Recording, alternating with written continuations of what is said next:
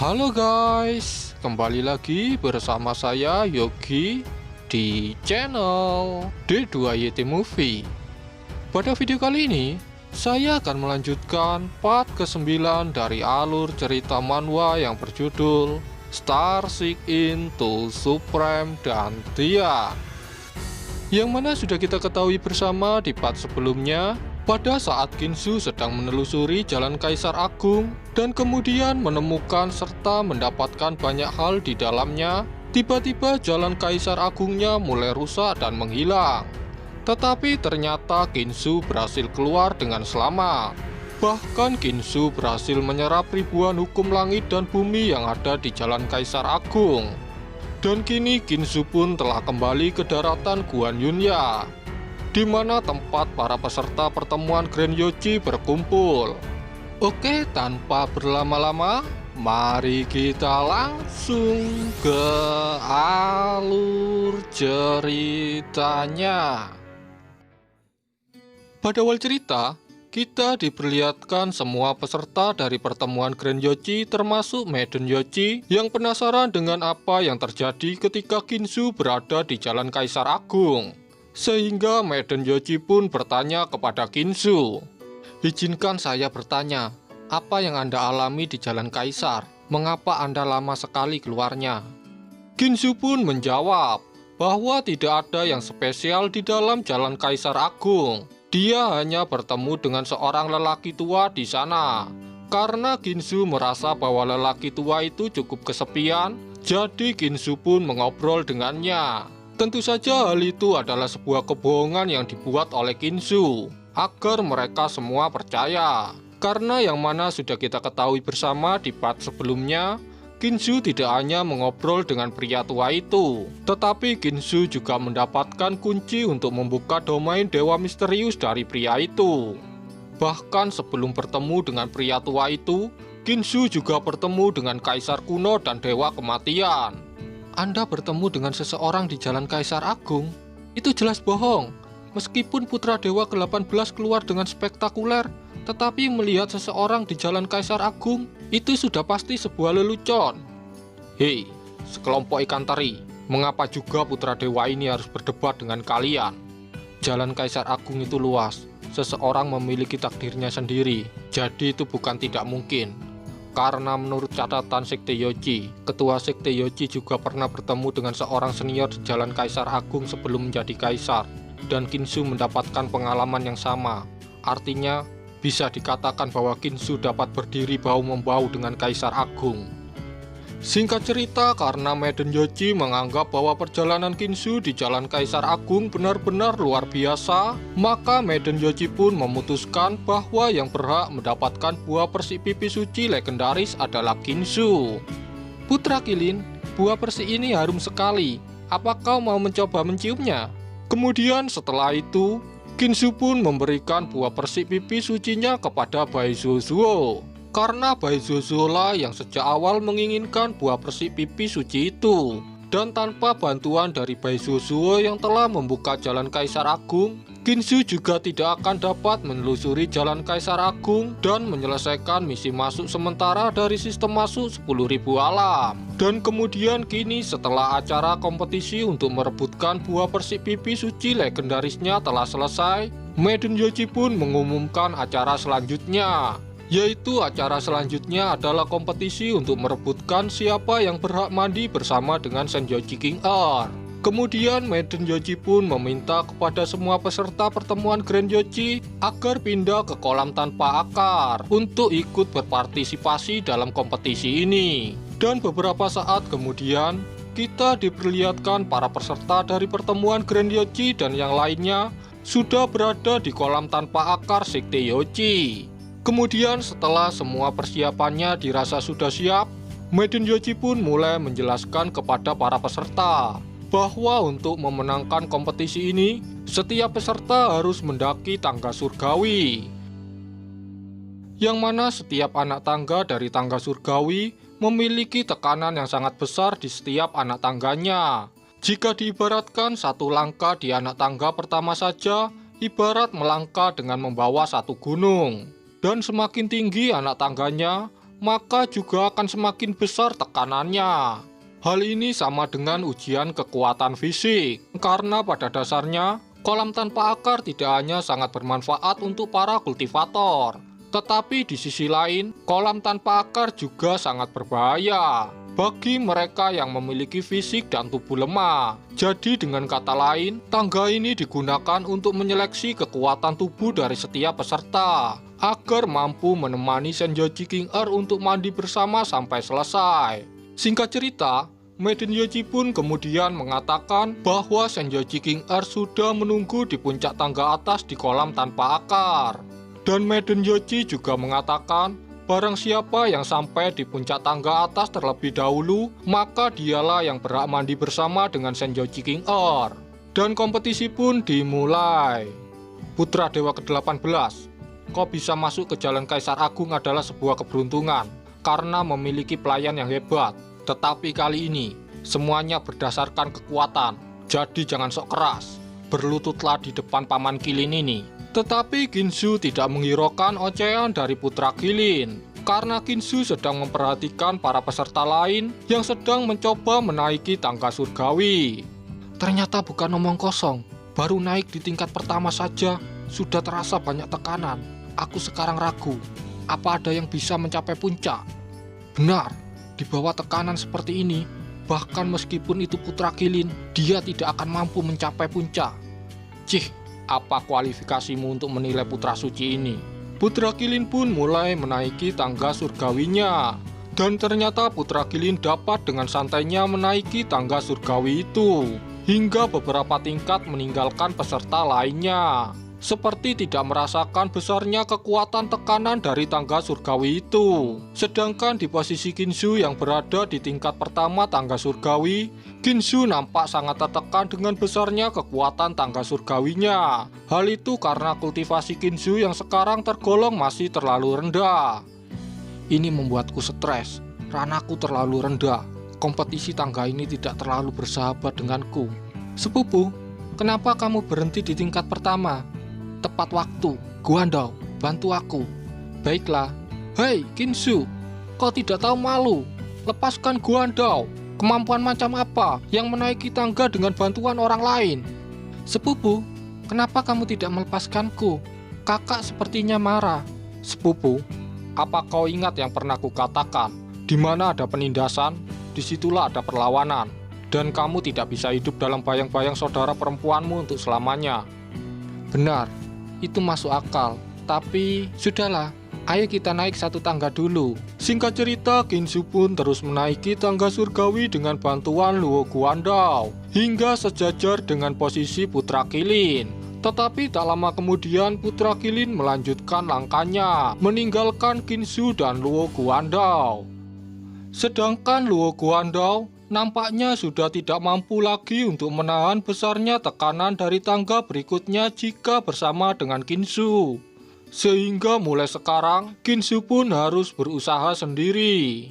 Ternyata, tekanan di sini beberapa kali lebih besar daripada ketika saat aku melangkah pertama kali. Aku sekarang hampir tidak bisa berdiri. Sepupu, terima kasih untuk kerja kerasmu. Ingat, kamu sudah mengambil langkah kecil menuju saudara perempuanmu hari ini. Itu adalah langkah tepat menuju kehidupan bebas. Baiklah, berjuanglah sepupu. Aku akan mengingat apa yang dikatakan sepupu hari ini. Kemudian Luo Guandao pun mulai melanjutkan perjalanan melangkah di tangga surgawi meninggalkan Ginsu. Sedangkan di sisi lain, Putra Kilin sudah hampir sampai di puncak tangga surgawi. Putra Dewa ke-18, lihat, adik Sen sudah ada di depanku. Karena kamu sudah tidak sanggup, maka saksikanlah bahwa aku yang akan mandi bersama dengan adik Sen. Siapa bilang Putra Dewa ini sudah menyerah? Sepupu, jangan paksakan dirimu. Semakin kamu naik, akan semakin besar tekanannya. Itu bisa merusak tubuhmu. Tetapi Ginsu tetap berusaha melangkah mendaki tangga surgawi.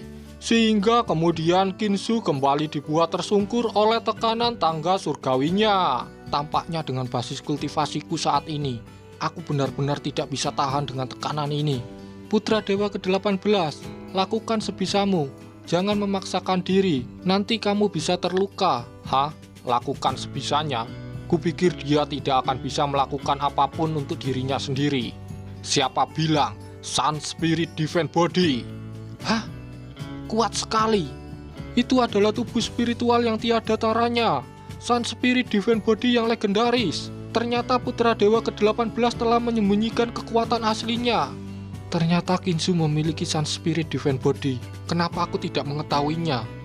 Kemudian setelah mengaktifkan Sun Spirit Defense Body-nya, Kinsu pun langsung melakukan lompatan tinggi dan jauh.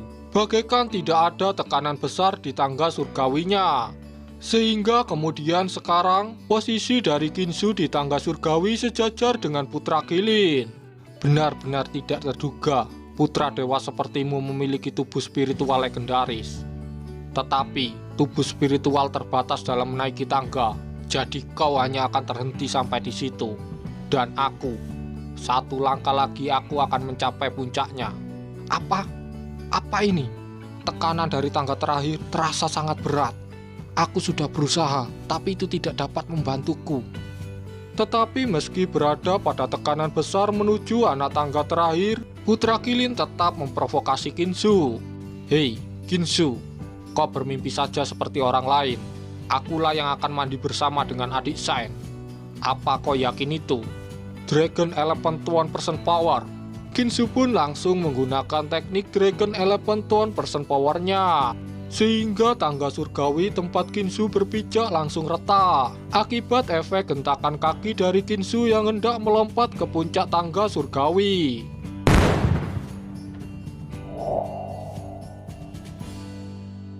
Apa ini? Apa? Kinsu pun berhasil mendarat di puncak tangga surgawi, tepat di depan Senjoji King Earth. Dan hal itu membuat semua orang terkejut, karena pada momen-momen terakhir, putra dewa ke-18 benar-benar melampaui Putra Qilin. Bagaimana mungkin? Panjang umur untuk sepupu, seperti yang diharapkan dari saudaraku. Ternyata putra dewa ke-18 memiliki tubuh legendaris dan teknik tiada taranya. Setelah hari ini, dia akan terkenal di seluruh dunia. Singkat cerita, Maiden Yoji pun mengumumkan bahwa pemenang dari kompetisi ini dan berhak mandi dengan Senjoji King Earth adalah putra dewa ke-18 dari sekte Yuwa, yaitu Kinsu. Putra Qilin, bermimpi saja seperti orang lain. Aku benar-benar dikalahkannya. Tidak bisa dimaafkan. Aku berpikir bahwa setelah mandi bersama ini dan mendapatkan manfaatnya, aku akan dapat memimpin jauh pada saat nanti perebutan tahta kaisar. Aku telah dihancurkan olehnya.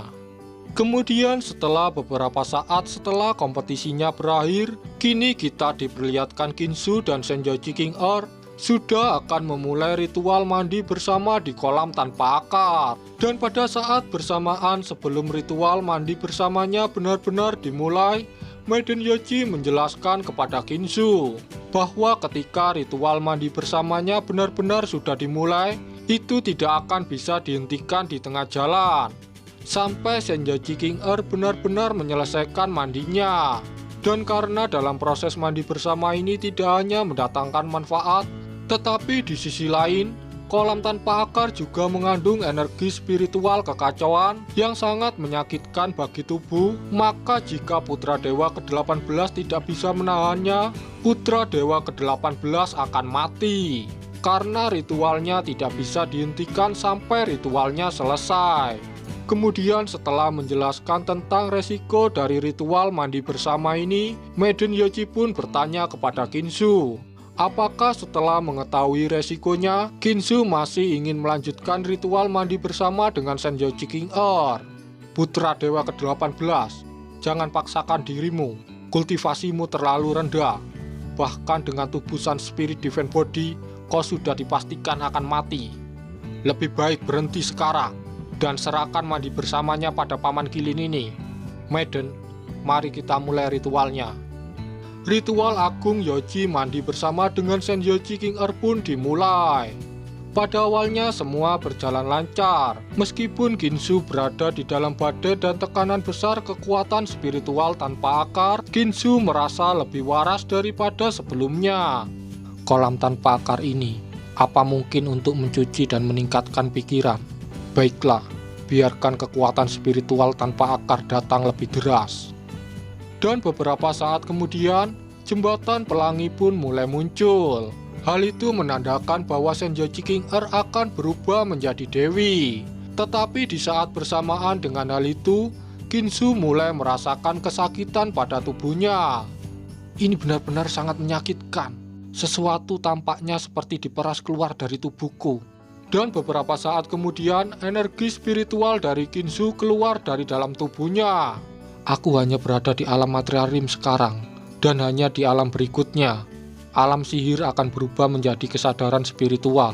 Tanpa diduga, di bawah nutrisi kolam tanpa akar, pikiranku berkembang menjadi kesadaran spiritual terlebih dahulu. Meskipun kekuatannya masih kecil, ini sudah selangkah lebih maju. Aku harus bertahan dan memanfaatkan kolam tanpa akar ini. Sun Spirit Defense Body. Ginsu pun mengeluarkan Sun Spirit Defense Body-nya agar meskipun tekanan dari kolam tanpa akar semakin besar, itu tidak dapat mengganggu Ginsu lagi. Singkat cerita, setelah ritualnya berjalan cukup lama, tiba-tiba air yang ada di kolam tanpa akar berubah menjadi naga air hidrasi. King Er benar-benar layak untuk menjadi sen terbaik di Yoji dalam 1000 tahun terakhir. Ini telah berubah menjadi naga air hidrasi tanpa akar untuk membaptis keduanya. Dan karena pembaptisan itu, kini Ginsu merasakan kesadarannya sangat sehat. Dan kini Ginsu juga dapat merasakan energi spiritualnya secara keseluruhan, yang selama ini belum pernah dirasakan oleh Ginsu. Sedangkan di sisi lain di tempat Senjoji King Er mengalami visi cakram awan keberuntungan yang berwarna-warni. Dan menurut sejarah Yoji, hanya ada 3 sen yang bisa melakukannya. Tetapi tiba-tiba di saat bersamaan dengan hal itu, terjadi goncangan yang sangat besar di sekte Yoji. Dan kemudian Maiden Yoji dikejutkan dengan keluarnya air pembuluh darah leluhur di kolam tanpa akar. Hal itu bisa terjadi karena air pembuluh darah leluhur merespon bakat luar biasa dari Senjoji King Er. Hah? Bukankah air pembuluh darah leluhur itu lebih suci dari air di kolam tanpa akar? Kemudian karena air pembuluh darah leluhur lebih suci daripada air di kolam tanpa akar, maka sekarang tubuh spiritual Sun Spirit Defense Body milik Ginsu tidak mampu menahan kekuatan tekanan dari ritual mandi bersama ini lagi. Kekuatan spiritual air pembuluh darah leluhur benar-benar sangat ganas. Aku tidak mampu menahannya lagi.